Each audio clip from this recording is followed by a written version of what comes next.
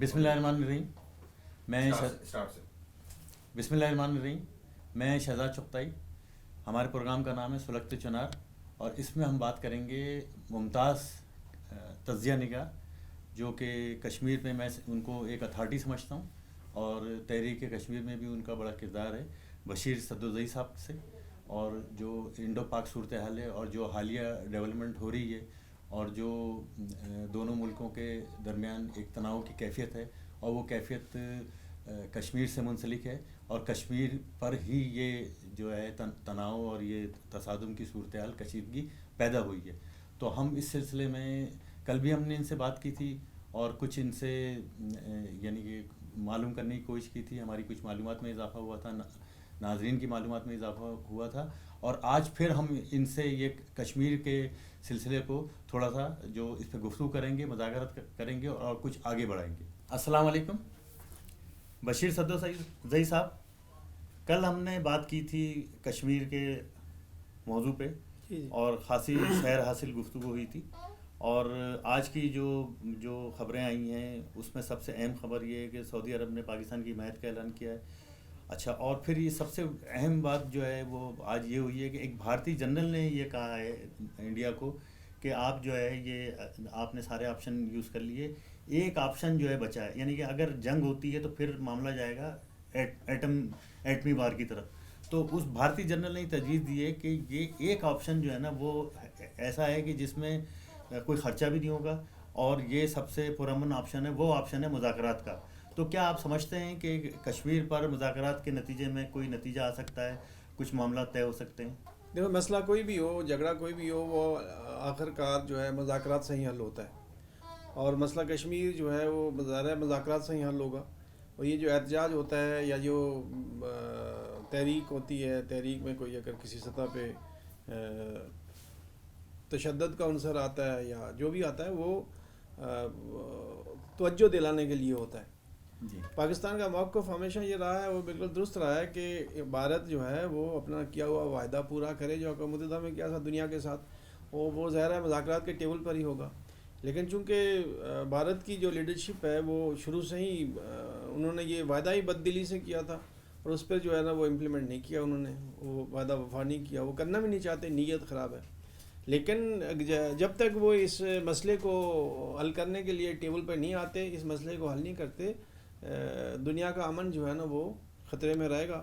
دیکھیں، اب تو پوری دنیا کہہ رہی ہے نا کہ آپ مذاکرات کریں اور معاملے کو حل کریں. اس کی وجہ یہ ہے نا، دیکھیں ٹیکنالوجی اتنی ایڈوانس ہو گئی ہے، تحقیق میں مختلف ادارے. اب امریکہ کی ایک تھنک ٹینک نے تحقیق کے بعد رپورٹ جاری کی کہ انڈیا اور پاکستان کی اگر جنگ ہوتی ہے، ایٹمی جنگ ہوتی ہے، تو اس میں امریکہ تک جو ہے نا متاثر ہوں گے، اور امریکہ میں خوراک ناپید ہو جائے گی جی، اور 90% آبادی دنیا کی متاثر ختم ہو جائے گی. تو اس میں ظاہر دنیا کو خوف، اور وہ جو خوشحال ملک جو ہے وہ جن کو کوئی پریشانی نہیں ہے، جو لائف کو انجوائے کر رہے ہیں، وہ بلا وجہ کیوں مرنا چاہیں گے.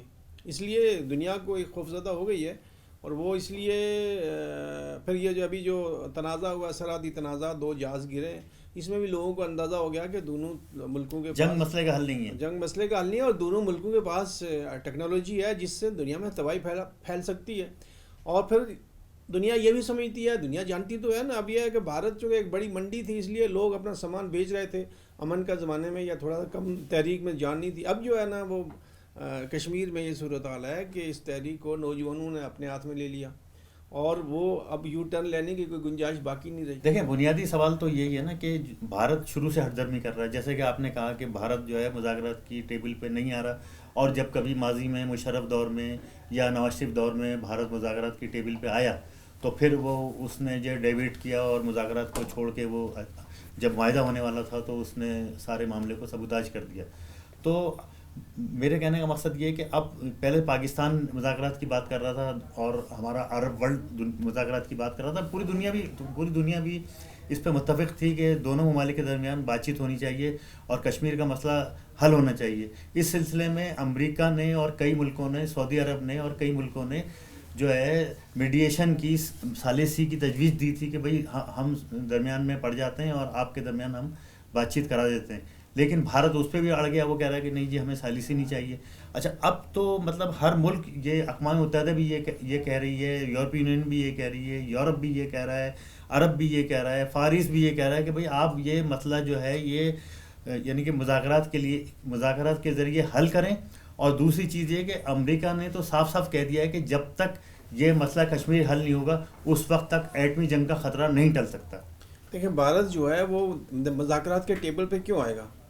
اس لیے کہ اس کو پتہ ہے کہ جب وہ مذاکرات پہ آئے گا یا انٹرنیشنل کمیونٹی کے سامنے آئے گا تو وہ جو اس کا موقف ہے وہ کمزور ہے، اور اس کو کشمیر میں رائے شماری کرانی پڑے گی. اس لیے کہ اقوام متحدہ کی ٹیبل پہ کئی قراردادیں جو ہے نا پاس کی ہوئی قراردادیں موجود ہیں جس میں بھارت کے کہا گیا ہے کہ آپ جو ہے نا رائے شماری کرائیں. اس میں اس پہ ایگری بھی کیا اس نے. تو اس لیے وہ ہمیشہ اس نے یہی کوشش رہی، وہ کبھی بھی کسی بھی دور میں کبھی اگر پریشر میں وہ کسی مذاکرات کے ٹیبل پہ بیٹھا بھی تو اس نے وہ خالی ٹائم پاس کرنے کے لیے یا وقت گزاری کے لیے اس نے وہ مذاکرات کا وہ ڈرامہ رچایا اور فوراً اس کو ناکام خود ہی کیا. ماضی کی یہ جیسے آپ نے پرویز مشرف یا اس سے پہلے کی بات کی تو وہ تو وقت گزاری دور میں بات چیت ہوئی نہیں، وہ تو وقت گزاری کے لیے انہوں نے کیا تھا، لیکن اس کی جو ٹھوس بنیاد پہ جو نتائج ہے نا وہ نہیں برآمد ہوئے، اس لیے کہ وہ یہ کام کرنے نہیں چاہتے، نیت خراب ہے. تو اب یہ ہے کہ اچھا انٹرنیشنل کمیونٹی نے بھی وہ رول ادا نہیں کیا جو ان کی ذمہ داری تھی. یو این او کی ضمانت پہ مجاہدین نے 1948 میں سیز فائر کی تھی. اب انہوں نے ایک ضمانت دی، وہ ضمانت اپنی انٹرنیشنل کمیونٹی پوری نہیں کر رہی تھی، تو مقبوضہ کشمیر میں پھر یہ تحریک شروع ہوئی. تو آج جو پریشر ہے دنیا کا وہ ماضی میں نہیں رہا. کبھی ماضی میں وہ یہ کہتے تھے کہ دونوں اگر ملک تیار ہوتے ہیں، دونوں فریق تیار ہوتے ہیں، تو اگر وہ ایگری ہوتے ہیں تو ہم ثالثی کرانے کے لیے تیار ہیں. تو بھائی بھارت کیوں ایگری ہوگا ثالثی کے لیے؟ اس کو تو ضرورت ہی نہیں ہے ثالثی کی. بھارت سے بھی آوازیں اٹھ رہی ہیں نا، اور بھارت کے اندر سول سوسائٹی کے کچھ لوگ ایسے ہیں، ارون وتی رائے یا دوسرے لوگ، جنہوں نے ہمیشہ یہ موقف رہا ہے کہ کشمیریوں کو مارنے کا یہ کوئی حل نہیں ہے، اور عوام کو یا انسانوں کو اس طرح درندگی کی طرح نہیں، درندوں کی طرح نہیں، درندگی نہیں ہونی چاہیے وہاں، وہ ظلم ستم کم ہو، یہ ایک آواز ہے. لیکن بھارت کی 99% لوگ جو ہے وہ حکومت کے اپنے اس موقف کے ساتھ ہیں کہ بھئی کشمیر پہ عوام سے ہٹ کے زمین پہ قبضہ ہونا چاہیے. اس صورتحال میں یہ ہے کہ انٹرنیشنل کمیونٹی نے ماضی میں جو میں بتانا چاہ رہا تھا کہ ماضی میں وہ کردار ادا نہیں کیا جو انہوں نے پرامس کیا تھا. اور وہ کہتے ہیں کہ دونوں ملک راضی ہوں تو ہم ثالثی کے لیے تیار ہیں. تو راضی کیوں ہوگا بھارت؟ اس نے تو قبضہ کیا ہوا ایک زمین پہ، اور زمین بھی جو ہے نا وہ زرخیز ایک ریاست پہ، ایک ملک پہ قبضہ کیا ہوا ہے. وہ کیوں راضی ہوگا؟ بھائی مسئلہ یہ ہے کہ اس سے یہ پوچھا جائے کہ آپ نے جو وعدہ کیا تھا وہ پورا کر رہے ہو، کب کرو گے؟ سیدھا سوال ہے نا. اس کے بعد کتنے جو ملک ہیں، کتنے جو خطے ہیں جو آزاد ہوئے اور اقوام متحدہ کے ممبر بنے. جی تو یہ جو لوگوں کے ساتھ وعدہ اقوام متحدہ نے کیا تھا وہ اس لیے تھا کہ اس وقت کمزور پوزیشن کا. اب یہ ان کو یہ پتہ چل گیا کہ اگر یہ مسئلہ حل نہیں کراتے، جو دنیا کی پالیسی ساز کہلاتے ہیں، پالیسی میکر ہیں، ان کو بھی یہ اندازہ ہو گیا، کا جو کردار ہے ان کو یہ پتہ چل گیا کہ اگر یہ مسئلہ حل نہیں کراتے اور ان کو اگر جنگ چھڑتی ہے تو پھر کیا ہوگا کہ ان کو بھی خطرہ ہے، ان کی لائف کو بھی خطرہ ہے. اور یہ جنگ چھڑنا اس لیے ضروری ہے اور یہ لازمی ہوگی اس لیے کہ جس قدر قتل عام ہو رہا ہے سری نگر میں، مقبوضہ کشمیر میں، اور روزانہ کی بنیاد پہ ہو رہا ہے، عزتیں اور عصمتیں اور گھر جو ہے نا وہ جلائے جا رہے ہیں، توڑے جا رہے ہیں، دکانیں بند کی جا رہی ہیں. اس کا کیا حل ہے؟ اس کا کیا حل ہے؟ انٹرنیشنل کمیونٹی کو سمجھنا چاہیے نا اس کا کیا حل ہے. نہیں تو اس کا حال یہ ہے کہ بھارت پر نہیں اپنا جو با اثر کنٹریز ہیں یا جو یو این او کی سلامتی کونسل کے ممبر ہیں، ان سب کو مشترکہ طور پہ دنیا کے امن کی خاطر بھارت کو پابند کرنا چاہیے کہ ان سے پوچھو. دیکھیں میں جو آپ سے بات دریافت کر رہا ہوں، جو بات کر رہا ہوں وہ میں یہ کر رہا ہوں کہ یہ جو ہماری پولیٹیکل گورنمنٹس ہیں، یہ جو ہماری گورنمنٹس رہی ہیں، جو اس سے پہلے کی حکومتیں رہی ہیں، پیپل پارٹی کی حکومت رہی ہے، مسلم لیگ کی حکومت رہی ہے، اچھا مشرف کی حکومت رہی ہے، اور اس سے پہلے حکومتیں رہی ہیں. تو یہ جو حکومتیں ہیں، حکومت پاکستان اور یہ جو ہماری نام نہاد کشمیر کمیٹی ہے جس کے چیئرمین کی تنخواہ 12 لاکھ روپے ہے، تو یہ جو کشمیر کمیٹی اور ہماری حکومتیں یہ مسئلہ کشمیر کو اجاگر کرنے میں ناکام رہی ہیں کہ آج جو ہے نوبت جنگ تک پہنچ گئی ہے. سچی بات تو یہ ہے شہزاد صاحب کہ ماضی میں جتنی بھی حکومتیں رہی ہوں یہ 72 ایئرس، ان پر جو ہے نا ان کی پالیسیاں اپنی کچھ بھی رہی ہوں، وہ حکومتیں آنے جانے کے ساتھ ساتھ انہوں نے اپنی پالیسیوں کو یا مسئلہ کشمیر کو تھوڑا سا نیچے اوپر کیا، یہ ایک الگ. لیکن پاکستان کے عوام جو ہے نا وہ ہمیشہ کشمیری عوام کے ساتھ کھڑے رہے ہیں، جس کی وجہ سے ان حکومتوں کو یہ پریشر، ادروائز نہیں تو ایسا ہی ممکن انہوں نے کیا، ان کی مجبوری تھی کہ وہ پاکستان کے عوام جو ہے نا ان کا کمٹمنٹ رہا ہے سری نگر کے لوگوں کے ساتھ، مقبوضہ کشمیر کے لوگوں کے ساتھ، اس کی بنیاد پر ان لوگوں کو بھی ڈھارس ہے، اس لیے وہ فائٹ بھی کر رہے ہیں اتنی بڑی ایٹمی قوت کے ساتھ. لیکن جو ہے وہ اپنا گزشتہ حکومتوں میں اونچ نیچ رہی ہے، لیکن عوام کا کمٹمنٹ ساتھ رہا، اس لیے وہ پریشر. لیکن جو موجودہ ابھی جو 5-7 ماہ میں ہیں جو سفارتی ایک جو ہے نا وہ تبدیلی سفارتی سطح پہ ایک بالکل واضح تبدیلی دیکھنے میں آئی ہے کہ کشمیر ایشو کو اس گورنمنٹ نے فرسٹ پہ رکھا ہے. اور جیسا کہ پلوامہ میں وہ ایک اٹیک ہوئی، ایک بم بلاسٹ ہوا، تو اس کے بعد کیا ہوا کہ پاکستان کی جو وزارت خارجہ تھی اس نے بڑا متحرک کردار ادا کیا دنیا میں. تو اس کے اثرات جو ہے نا وہ پڑے آج سامنے آئے کہ دنیا میں کسی بھی ملک نے اس کو دہشت گردی نہیں کہا، بلکہ وہ تحریک آزادی کشمیر کا ایک پارٹ کہا کہ بس وہ لوگ چونکہ بھارت وہاں بہت تشدد کر رہا ہے تو رد عمل ہے، اس کا رد عمل کا آزاد. تو یہ ایک جو ہے نا پازیٹیو وہ ہے کہ اگر بہترین سفارتکاری نہیں ہوتی تو اس میں ممکن ہے کوئی بھی بات آ سکتی تھی. لیکن یہ ہے کہ حکومتیں جو ہے نا وہ اپنے جو بھی سیاسی پارٹیاں ہیں وہ اپنے وقت میں اپنے دور میں اونچ نیچ جو ہے نا وہ رہتی ہے، لیکن ایسا ممکن نہیں ہے کہ کوئی بھی گورنمنٹ وہ کسی بھی پارٹی کی ہو یا وہ کسی ڈکٹیٹر کی ہو، وہ اپنے دور میں اپنے دور اقتدار میں مسئلہ کشمیر سے پہلو طے کرے. اس لیے اس کو عوام کا پریشر برداشت کرنا پڑتا ہے نا. اور یہاں ہمارا میڈیا ماشاءاللہ اتنا ایک بہترین کردار ادا کرتا ہے، کشمیر کے حوالے سے سارے لوگ حساس ہیں.